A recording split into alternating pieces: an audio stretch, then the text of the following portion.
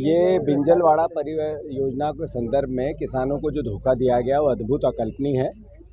हमारे विधायक झुमा सोलंकी ने 7 बार विधानसभा में प्रश्न पूछा। आखिरी बार जब प्रश्न पूछा तो योजना में क्या क्या हुआ, और सरकार ने विधानसभा के उत्तर में ये कहा कि हर खेत में पानी पहुंच गया है। जब हमने भौतिक सत्यापन किया तो टोटल झूठ, भ्रष्टाचार, अकल्पनीय अराजकता। ये भारतीय जनता पार्टी और नरेंद्र मोदी का नया भारत है। किसान को धोखा देने में शिवराज सिंह चौहान ने सारे रिकॉर्ड तोड़े थे। मोहन यादव उनके भी बड़े भाई निकले। जिस तरीके से एक शिवराज जी किसान पुत्र अपने आप को कहते थे, भगवान बताते थे किसान को, अब ये विज्ञापन के किसान पुत्र एक नए आए, मोहनलाल अभिनंदन यादव। मैं समझता हूँ कि इन्होंने अभी बड़े बड़े विज्ञापन देके कहा कि कृषि को 2026 का वर्ष बनाएंगे, पर 2700 गेहूं की बात नहीं की, 3100 धान की बात नहीं की, 6000 सोयाबीन की बात नहीं की। कैसे खाद मिलेगा, कैसे बीज मिलेगा, कैसे किसान को समय पे हर वो नीड जो किसान की आवश्यकता होती है वो कैसे सरकार उपलब्ध कराएगी, इस पर कोई किसी प्रकार का सरकार के पास कार्य योजना नहीं है।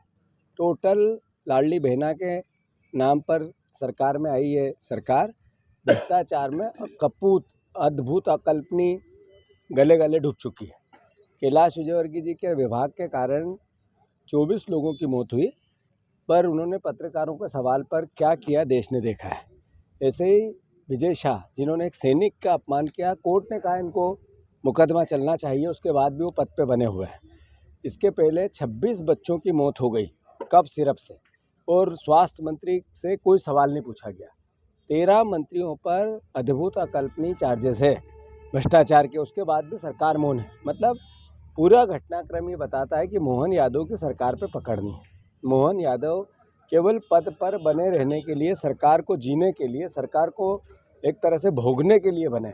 तो मैं समझता हूँ अब उनके काम करने की शैली देखो। डावोस गए हैं अमेरिका, वहाँ पर उन्होंने भारतीय कंपनियों से एग्रीमेंट करेंगे। जब देश की कंपनियाँ हैं तो देश में उनसे आयोजन करना था, इसके लिए अमेरिका जाने की क्या ज़रूरत थी। किस तरह की सरकार चलाना चाहते हैं, सिर्फ पर्यटन और सरकार को भोगना चाहते हैं और पर्यटन करना चाहते हैं।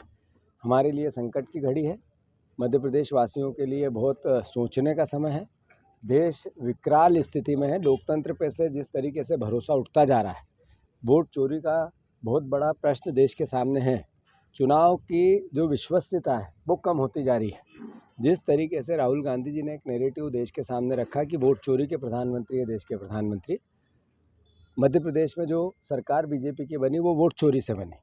ये देश के भविष्य के लिए, देश के भावी लोकतंत्र के लिए, देश के सालों साल, सैकड़ों साल, हजारों साल के भविष्य के लिए एक तरह से प्रश्न खड़े करते हैं। इसलिए हम सबकी ड्यूटी बनती है कि लोकतंत्र को स्थापित करने के लिए कांग्रेस जन एकजुटता से, कांग्रेस SIR का काम जो भारतीय जनता पार्टी ने चालू किया, इसमें कांग्रेस ने अपनी भूमिका निभाई है और निभाई।